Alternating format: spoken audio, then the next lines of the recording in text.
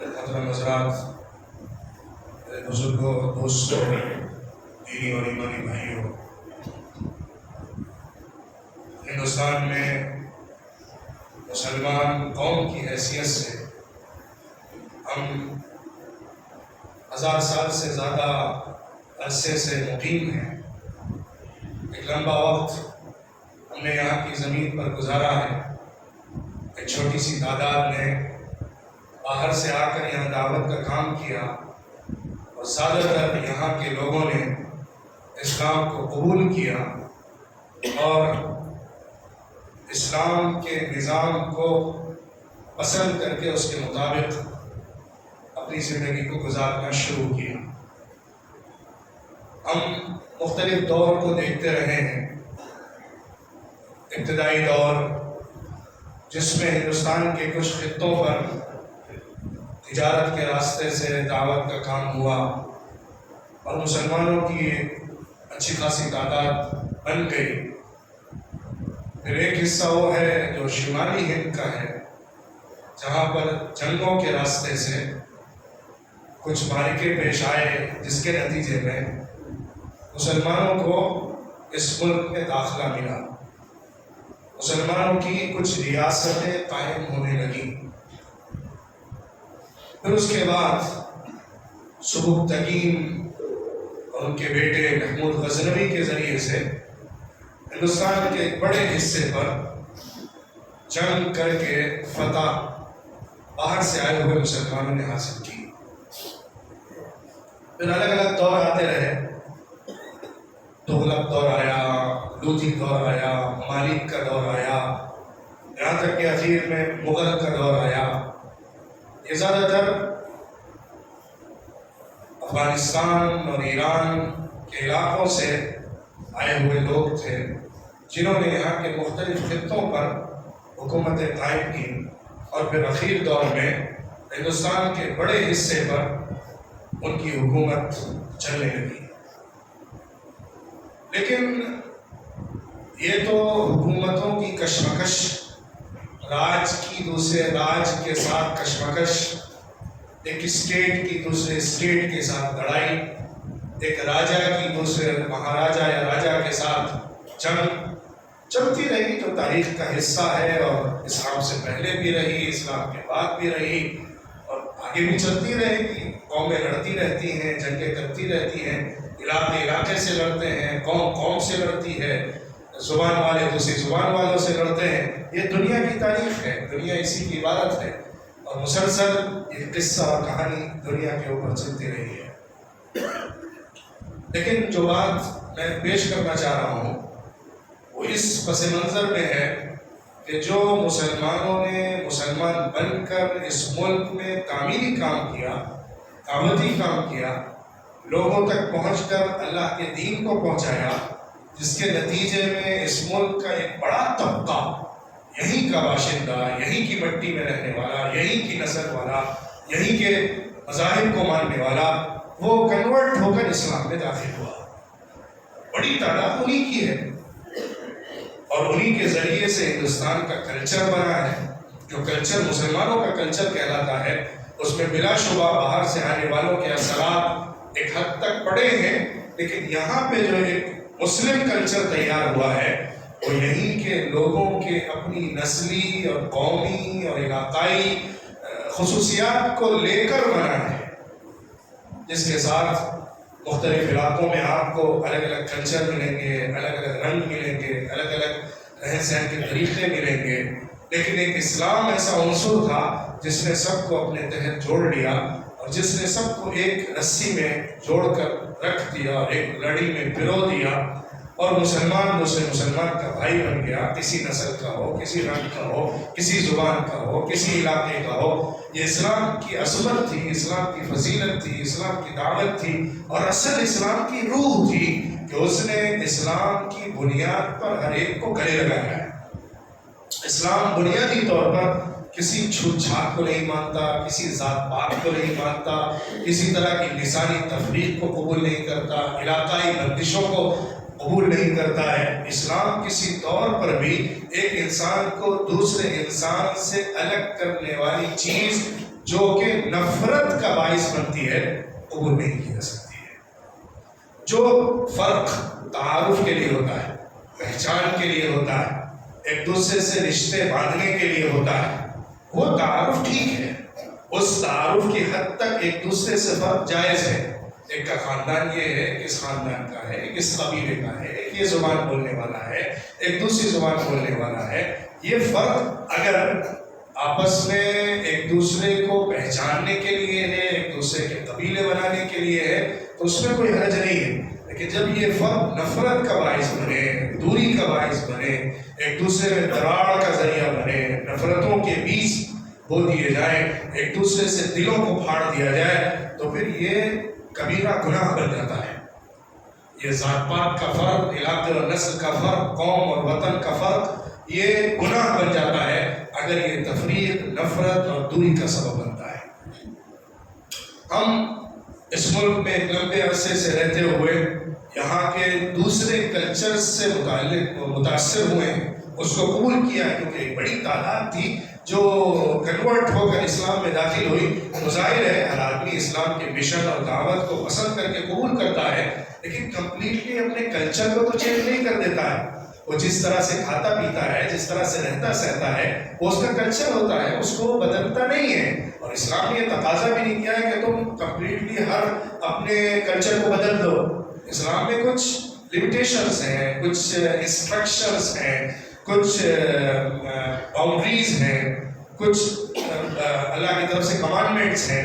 اس کی روشنی میں، اس کے ماتحت رہتے ہوئے تم اپنے کلچر کو اڈاپٹ کر سکتے ہو، تم اپنے کلچر کو فالو کر سکتے ہو، تم اس کے مطابق جی سکتے ہو، زندگی بسر کر سکتے ہو.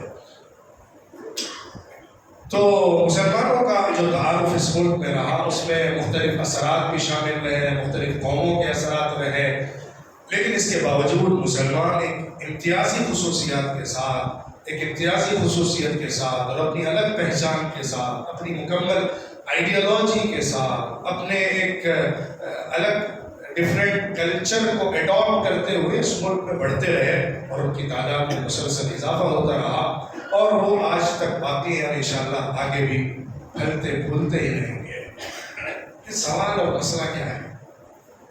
ہم اس ملک میں کیا سوچ لے کر رہتے ہیں؟ آگے کا ہمارے پاس ایکشن پلان کیا ہے؟ ہم اپنی پوزیشن کو کیسا دیکھتے ہیں؟ مستقبل اور فیوچر میں ہم کس طور پر مسلمانوں کو آگے بڑھانا چاہتے ہیں؟ دوسری قوموں کے ساتھ مل کر ہم کس طرح ایک کمبائنڈ اسٹیٹ کی شکل دینا چاہتے ہیں؟ ہمارے پاس ویژن کیا ہے؟ اس بارے میں اگر میں کہوں غلط نہیں ہوگا، پورے ملک کی قوموں میں سب سے زیادہ کنفیوزڈ قوم مسلمان ہے. سب سے زیادہ کنفیوژن مسلمانوں کے درمیان ہے، اپنے ویژن کو لے کر، اپنی آئیڈیالوجی کو لے کر، اپنے رول کو لے کر، اپنے ایکشن پلان کو لے کر، اپنے ایجنڈاز کو لے کر، اپنے پروگرامز کو لے کر مسلمان سب سے زیادہ کنفیوز ہے. اس کے سامنے کوئی واضح مقصد، لائحہ عمل، راستہ نہیں ہے. اور مسلمانوں میں جو الگ الگ گروپس ہیں، جماعتیں ہیں، جو میدانی سطح پر، چیریٹیبل سطح پر اپنا کام کرتی ہیں، وہ سب کام اپنی جگہ اپریشیبل ہے، قابل تعریف، قابل ستائش ہے. لیکن جو مسلمانوں کو پوزیشن دینے والا ویژن ہے یا ویژنری پروگرام ہے، وہ ابھی کسی کے پاس نہیں ہے، نہ اس پر کام ہو رہا ہے. ہم اپنی پوزیشن کو ہی کلیئر نہیں کر پائے، ہم اپنے رول کو ہی نہیں سمجھ پائے. آگے ہم کو اس ملک میں کیا کرنا ہے، کیا چینجنگ لانا ہے، اس کے بارے میں ہمارے پاس کچھ بھی تھاٹ نہیں ہے. میں پولیٹیکل سطح پہ بھی بات کر رہا ہوں، اکنامیکل سطح پہ بھی بات کر رہا ہوں، ایجوکیشنل سطح پہ بھی بات کر رہا ہوں، اور سوشل سطح پہ بھی بات کر رہا ہوں کہ ہمارے پاس جو ایک آئیڈیالوجیکل ریولوشنری پلان یا آئیڈیالوجی ایکشن پلان کے ساتھ ہونی چاہیے، اس میں ہم بہت پیچھے ناکام ہیں. یہ ہماری اصل کمزوری ہے، یہ ویک پوائنٹ ہے. کوئی قوم کبھی بھی آگے بڑھ کر لیڈنگ پوزیشن میں اس وقت تک نہیں آ سکتی جب تک کہ وہ کلیئر ویژن کے ساتھ اور بڑے مقصد کو لے کر زمین پر کام نہیں کرتی ہے. محنت درکار ہے، کام بڑا ہے، آگے کے مقصد بہت عظیم ہے، لیکن اس کے لیے واضح نقطۂ نظر ہونا ضروری ہے، صحیح بیانیہ ہونا ضروری ہے، صحیح سوچ ہونا ضروری ہے. ابھی مسلمانوں میں وہ ڈیولپ نہیں ہے. ہم دوسری پارٹیوں کے حاشیے پر رہے، پولیٹیکل اعتبار سے آپ دیکھیے، انہی کی کاسا ریسی پہ لگے رہے، انہی کی حاشیہ برداری پہ لگے رہے، انہی کے زبان بولتے رہے، انہی کے جھنڈے تلے اپنے نعرے لگاتے رہے. یہ ہماری پوری پولیٹیکل ہسٹری ہے آزادی کے بعد سے، جس میں ہم پیچھے چلنے کا ایک رول پلے کرتے رہے. سوشل سطح پر، سوشل امپاورمنٹ کے اندر اگر آپ دیکھیں گے تو ہم نے اپنی قوم کے اندر کچھ ایسی بنیادیں نہیں فراہم کی ہیں جس کی وجہ سے وہ ایک دوسرے سے امتیازی خصوصیات کے ساتھ ابھر کر سامنے آ سکے. کوئی ایسی باتیں ہم نے نہیں پھیلائی ہیں جس کی بنیاد پر وہ سماج کے اندر اپنا واضح ٹارگٹ اور مقصد اپنے آئیڈیالوجی کے نقطۂ نظر سے رکھ کر کام کرنے پر تیار ہو. ہر ایک کھاتا پیتا ہے، ہر ایک اپنا بزنس کرتا ہے، ہر ایک دکان چلاتا ہے، ہر ایک روزی کماتا ہے، ہر ایک کچھ نہ کچھ حاصل کرنے کے لیے محنت کرتا ہے، لیکن ایک زبردست مقصد، مشن، دعوت اور پروگرام کو لے کر کام کرنے کے مقصد سے سامنے آنے والا سماج میں طبقہ بہت چھوٹا ہوتا ہے. ہمارے درمیان اس کی بھی کمی ہے. تعلیمی سطح پر جو پروگرام ہمارے پاس ہونا چاہیے، جو اسٹیٹسٹکس کو لے کر ہو، جو صحیح اسٹریٹجی کے ساتھ ہو، صحیح پلاننگ کے ساتھ ہو، تمام فیلڈز کے اندر اپنے ریپرزنٹیشن کے پرپس کے ساتھ ہو، ایسا پروگرام کس کے پاس ہے؟ کون اس مقصد سے کام کر رہا ہے کہ ہر فیلڈ میں ایک یونٹ بنا کر کام کرتے ہوئے مسلمانوں کے پارٹیسپیشن کو، ان کے ریپرزنٹیشن کو ہر فیلڈ کے اندر برابر کیا جائے جو ان کی آبادی کا تناسب ہے. اس ملک میں مسلمانوں کو جتنی آبادی حاصل ہے، اس آبادی کے برابری کے حساب سے اگر ان کا ریپرزنٹیشن ایڈمنسٹریشن کے اندر، پولیٹکس کے اندر، ایجوکیشن کے اندر، سوشل ریفارم کے اندر اگر آ جائے تو اس ملک ان کا کوئی مقابلہ کرنے والا نہیں ہے. لیکن ہم کسی طرح کے کوئی پروگرام کو لے کر آگے بڑھنے میں تیار نہیں ہیں. اس طریقے پر سوچ کر کچھ پروگرامز تیار کرتے ہیں. یہی ہماری اصل کمزوری اور ہمارے پیچھے رہنے کی وجہ ہے. یہ تو ایک بہت ہی لمبا موضوع ہے جس میں ہر سیکٹر کے اوپر ریسرچ کر کے رائے دی جائے اور اس کے مطابق پھر آگے کے پلان تیار کیے جائیں.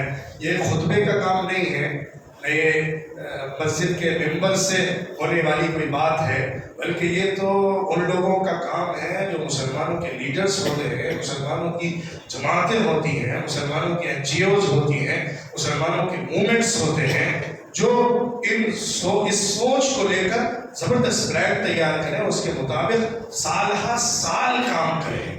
وہ ایک ویژن کی بات کر کے چھوڑ دینے کا جلسہ نہیں ہو، بلکہ وہ ایک بامقصد لائے عمل کے ساتھ لمبے روٹ پر چل کر کیا جانے والا کام ہو، جس کے نتائج آج سے کئی دہائیوں کے بعد متوقع ہو، ایکسپیکٹڈ ہو، تب جا کر کچھ بڑی تبدیلی ممکن ہو سکتی ہے.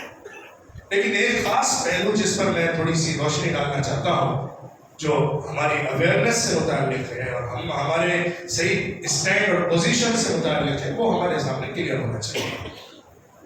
غیر قومیں جن کے ساتھ ہم اس ملک میں رہ رہے ہیں، ہمارا ریلیشن شپ ان کے ساتھ کیسا ہو، کن پوائنٹس پر ہمارا اتفاق ہو، کس اپروچ کے ساتھ ہم ان کے ساتھ ہوں، یہ ہم میں سے ہر ایک کے سامنے کلیئر ہونا چاہیے.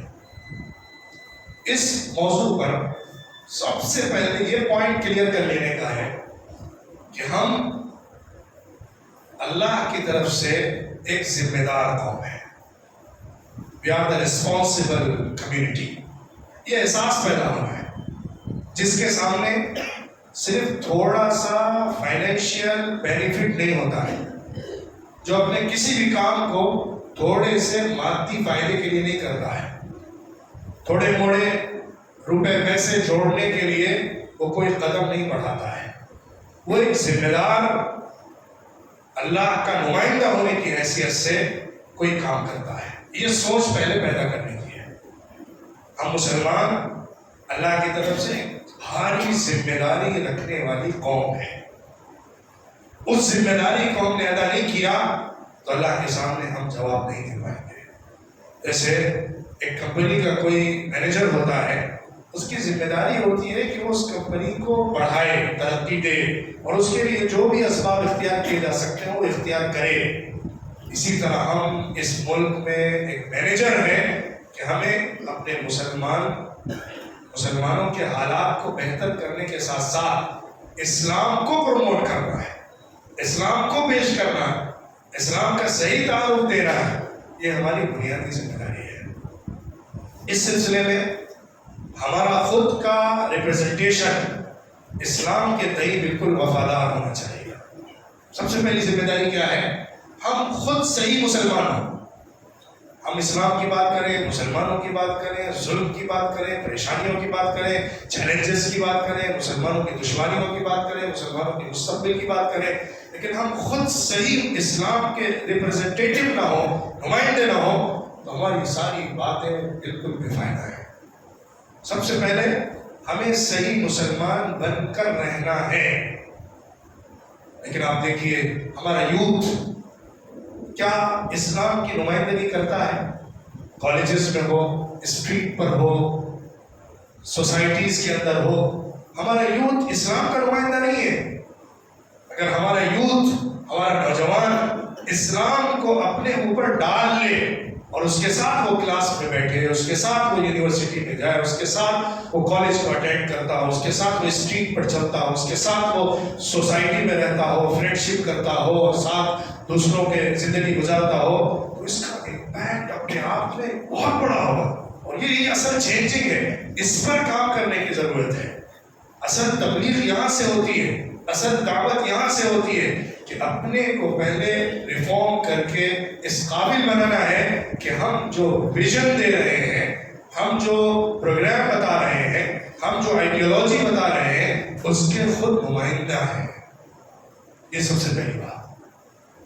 اس کے بعد اگلا پوائنٹ یہ ہے کہ ہم ان کامن پروگرامز کو تلاش کریں، کامن پوائنٹس اور ایشوز کو تلاش کریں۔ آئیڈیالوجیکل ڈائیلاگ کے اندر میں جو بات کر رہا ہوں وہ آئیڈیالوجیکل ڈائیلاگ کی کر رہا ہوں، میں جو بات کر رہا ہوں وہ فکری تبادلہ خیال کی کر رہا ہوں۔ اس کے اندر ہمیں کامن پوائنٹس کو لے کر ایک دوسرے کے ساتھ ڈائیلاگ کو اسٹارٹ کرنا چاہیے۔ اس کا سب سے بہتر نمونہ قرآن پاک میں اللہ رب العزت نے سورہ آل عمران میں ذکر فرمایا ہے۔ قُلْ يَا أَهْلَ الْكِتَابِ تَعَالَوْا إِلَىٰ كَلِمَةٍ سَوَاءٍ بَيْنَنَا وَبَيْنَكُمْ أَلَّا نَعْبُدَ إِلَّا اللَّهَ وَلَا نُشْرِكَ بِهِ شَيْئًا وَلَا يَتَّخِذَ بَعْضُنَا بَعْضًا أَرْبَابًا مِّن دُونِ اللَّهِ۔ آپ بیان کریے، آپ لوگوں میں جا کر کہیے، کھلا اعلان کریے، اے اہل کتاب، اے کتاب والو، آؤ ہم ساتھ میں بیٹھیں گے اس پوائنٹ پر جو ہمارے اور تمہارے درمیان کامن ہے۔ ہم اس پوائنٹ اور اس ایشو پر تمہارے ساتھ ڈائیلاگ کرنا چاہتے ہیں جس پر ہم بھی پوری طاقت کے ساتھ بات کرتے ہیں اور تم بھی اپنے اعتبار سے اسی کی دعوت دیتے ہو۔ وہ کیا ہے؟ اللہ کے علاوہ کسی کی عبادت نہیں ہو، ایک اللہ کی عبادت ہو، ایک ایشور کی عبادت ہو، اس کے ساتھ کسی کو شریک نہ کیا جائے، اس کے ساتھ دوسروں کو نہ ملایا جائے، وہ اکیلا ہے، تنہا ہے، صرف اسی کی عبادت اور پرستش ہونی چاہیے۔ اور ہم آپس میں بعض لوگ بعض کو خدا نہیں بنائیں گے، ہم میں سے ہر ایک برابر ہے۔ ہم جو بات کریں گے وہ ایکوالٹی کی کریں گے، سب برابر ہیں، سب اللہ کے بندے ہیں۔ ایسا نہیں ہے کچھ خدا بن جائیں اور کچھ عبادت کرنے والے بن جائیں، ہم سب کا برابر ایک رب ہے جو ہم سب کا مشترک ہے۔ یہ پوائنٹ لے کر آپ جائیے اور لوگوں کو دعوت دیجیے۔ حضور صلی اللہ علیہ وسلم نے مدینے میں یہی کام کیا. آپ نے دعوت دی اسی کلمے کی طرف جو کلمہ تمہارا بھی ہے ہمارا بھی ہے. تو اس ملک میں بھی ہمیں غیروں کے ساتھ یہ ڈائلاگ اسٹارٹ کرنی چاہیے. قرآن کی اس دعوت کو لے کر بات کرنی چاہیے. ان کا بھی جو سناتن دھرم ہے، جو ان کا اصل دین اور مذہب ہے، اس کے اندر وحدانیت کی بات ہے. ایک اللہ کا تصور ہے، ایک خدا کا تصور ہے. باقی ساری باتیں جو ہے وہ دوسروں نے داخل کی ہوئی ہیں، لیکن ان کا جو پراپر دین، اصل دین ہے، اس کے اندر بظاہر شرک کی کوئی بات نہیں کی جاتی ہے. لیکن اس کو جس طرح سے اڈاپٹ کیا گیا ہے، جس طرح سے اس کو ایکسپلین کیا گیا ہے، جس طرح سے اس کو انٹرپریٹ کیا گیا ہے، اس کے اندر تمام شرک کے دروازوں کو کھول دیا گیا ہے. تو اس مین پروگرام کی طرف دعوت دینے کی ضرورت ہے جو مشترک ہے. اس پر لانا ہے اور اس ڈائلاگ کو اسٹارٹ کرنا ہے. یہ ڈائلاگ جس دن اسٹارٹ ہو جائے گا اور یہ بڑے لیول پر جب ڈائلاگ آنے لگے گا تو پھر اس سے بڑی تبدیلی ہوگی. شاید آپ اندازہ لگا سکتے ہو کہ کچھ ان لوگوں نے جنہوں نے اس طرح کے ڈائلاگ کو اسٹارٹ کیا تھا، اس کے خلاف ایک طاقت لگ گئی. کیوں اس کے پیچھے لگتی ہے طاقت جو اس طرح کے ڈائلاگ کو اسٹارٹ کرتا ہے؟ کیونکہ ان کو معلوم ہے کہ اس کے نتیجے میں سچائی سامنے آ جائے گی اور ان کے نیچے سے زمین سیاسی کھسکنے لگے گی. اس سے ڈرتے. تو اس طرح کی باتوں کو پیش کرنے کی ضرورت ہے، پروگرام پر لانے کی ضرورت ہے.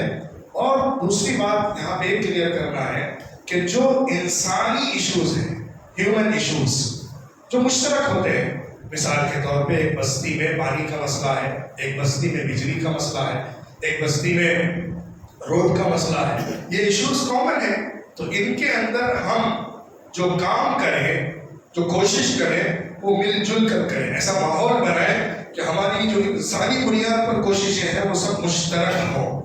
کہیں آفت آئی ہے، کہیں مصیبت ہے، کسی گھر میں چولہا نہیں چل رہا ہے، کسی گھر میں کھانے کو نہیں ہے، کسی جگہ سردی زیادہ ہے وہاں پہ کچھ پہننے کا انتظام نہیں ہے، کسی جگہ بچوں کی تعلیم کا کچھ بندوبست نہیں ہے. یہ سارے جو انسانی کام ہے، اس کو ہمیں بالکل کسی مذہب کے فرق کے بغیر اللہ کے بندوں کو دیکھتے ہوئے کرنا چاہیے اور اس کی دعوت دینی چاہیے اور اس بات کو پیش بھی کرنا چاہیے، پریکٹیکلی فالو بھی کرنا چاہیے. ہم جو کام کریں، چیریٹیبل کام ہو، انسانی ہیومینیٹیرین گراؤنڈ پر کوئی کام ہو، وہ بالکل مشترک ہونا چاہیے. ان کو بھی ساتھ لینا چاہیے، خود بھی ساتھ آنا چاہیے اور برابری کے ساتھ کوشش کرنا چاہیے. لیکن جہاں پر جا کر راستے دو ہو جاتے ہیں، جن ایشوز میں ہمارے دین کے اور عقیدے کے مسئلے پیدا ہو جاتے ہیں، ان ایشوز کو ہم مت چھیڑیں یا ان ایشوز کو ہم مت اپنائیں، یا ان کی طرف سے جن باتوں کی دعوت دی جاتی ہے، جو باتیں ہمارے دین کے اصولوں کے خلاف ہو جاتی ہیں، یا ان کی جو لابنگ کر کے ہمارے درمیان اپنے غلط مشرکانہ کلچر کو پروموٹ کرنے کی کوشش کرتی ہے، وہاں بھی ہمارا اسٹینڈ بہت کلیئر ہونا چاہیے. ایسا نہیں ہے کہ ہم ہیومینیٹیرین ریلیشن شپ کی بنیاد پر اس کے اندر فلیکسیبلٹی دکھائیں، اس کے اندر لچک دکھائیں. وہ نہیں آ رہا ہے، کیونکہ ہم اگر اس معاملے میں کبھی بھی جھک جائیں گے تو ہم اپنی آئیڈینٹی کھو دیں گے. ہماری آئیڈینٹی ہماری توحید ہے، ہمارا ایمان ہے، ہمارا اسلام ہے، ہمارا اللہ پر یقین ہے، اور اس کے علاوہ کسی اور نظام کو نہ قبول کرنے کا ہمارا کمٹمنٹ ہے جو ہم لا الہ الا اللہ کے ذریعے سے دیتے ہیں. اس لیے اس بارے میں ہمیں بہت کلیئر ہونا چاہیے. کسی طرح کے مشرکانہ عمل کے اندر نہ ہم شریک ہوں گے، نہ اپنے بچوں میں کسی مشرکانہ کلچر کو آنے دیں گے. اس پر بھی بہت کلیئرٹی چاہیے اور بہت محنت سے اسٹینڈ لے کر کام کرنا چاہیے، کیونکہ ان کی کوشش ہے کہ وہ کسی طرح سے بھی جو مشرکانہ کلچر ہے، جس کو وہ ہندوستان کا یونیفارم کلچر کہتے ہیں، جس کو نام دیتے ہیں کہ یونیفارم کلچر ہے، جس پر آگے جا کے یونیفارم سول کوڈ کا نام دیں گے، یہ ساری چیزیں اسی مقصد کے لیے ہیں کہ مسلمانوں کو بھی مشرکانہ کلچر میں مدغم کر دیا جائے، ان کو بھی اس قوم کی حیثیت سے نہ رہنے دیا جائے جو اپنی آئیڈیالوجی، اپنا ویژن، اپنا دین بالکل مستقل رکھتا ہے. ان کو ہماری نمازوں سے کوئی دقت نہیں ہے، ہماری مسجدوں سے کوئی دقت نہیں ہے، ہمارے عبادت کے اور پوجا کے طریقوں سے کوئی دقت نہیں ہے. ان کو دقت ہوتی ہے جب ہم ملک کے سسٹم کے اندر اپنی آئیڈیالوجی کو پیش کرتے ہیں. وہ کہتے ہیں تم ہماری آئیڈیالوجی کے نیچے اور ہمارے مین اصل کلچر کے نیچے رہتے ہوئے اپنی پرستش کو کرتے رہو، اس میں کوئی حرج نہیں. ہم نے تو 10 قوموں کو لیا ہے، انہوں نے ہر قوم کو قبول کیا ہے. بدھزم ہو، سکھ مذہب ہو یا جینزم ہو، یہ سب مذہب بنیادی طور پر شرک کے شدید مخالف تھے. یہ کھڑے ہی اس لیے ہوئے تھے کہ شرک کو توڑیں گے، شرک کو نہیں، آئیڈیل ورشپ کے اگینسٹ تھے. لیکن انہوں نے ان کو کھا لیا ہے. اس مذہب، اس سوچ نے جو برہمنواد کی سوچ ہے، برہمنزم کی سوچ ہے، اس نے مذہبوں کو کھا لیا ہے. ایسے ہی وہ آئیڈیالوجی مسلمانوں کو بھی کھانا چاہتی، اب تک کھا نہیں سکی ہے. ہمیں بہت بڑے اور کڑے اسٹیپس لینے ہیں، زبردست کلیئر اسٹینڈ لینا ہے، لیکن یاد رکھیے اپنے داعیانہ کردار کو نبھانا ہے. تو میں نے شروع میں بات کہی ہے، اس میں ہم اگر کمزور رہیں گے تو ہم اپنی پوزیشن کو کبھی مضبوط نہیں کر سکیں گے. ہمیں دعوت کے راستے کو اپنانا ہے، ڈائیلاگ کے راستے کو اپنانا ہے، ڈسکشن کو شروع کرنا ہے. ہمیں صحیح ایشوز کو اوپر لانا ہے جس کے اوپر بات چیت ہو سکتی ہو. جب ہم اس طرح سے کام کریں گے تو ہم بڑی تبدیلیاں دیکھ سکتے ہیں اور آگے کے لیے ہم کچھ اچھا کر سکتے ہیں. میں نے اخیر جو بات کہی ہے وہ خاص ایک پہلو کے تحت کہی ہے، ورنہ جو میں نے بات کہی ہے کہ ideological, cultural, social, administration level پہ اور سوشل لیول پہ ہم کس طرح سے مسلمانوں کا ریپرزنٹیشن بڑھائیں گے، وہ ایک بہت لانگ ٹرم کام ہے جس پر ہمیں سوچنے کی اور اس بارے میں غور کرنے کی ضرورت ہے. اللہ تعالیٰ آگے بہتر راستے کھولے اور مسلمانوں کے لیے صحیح مستقبل طے فرمائے اور مسلمانوں کو صحیح سمجھ کے ساتھ، سوچ کے ساتھ کام کرنے کی توفیق عطا فرمائے. وآخر دعوانا الحمد للہ رب العالمین.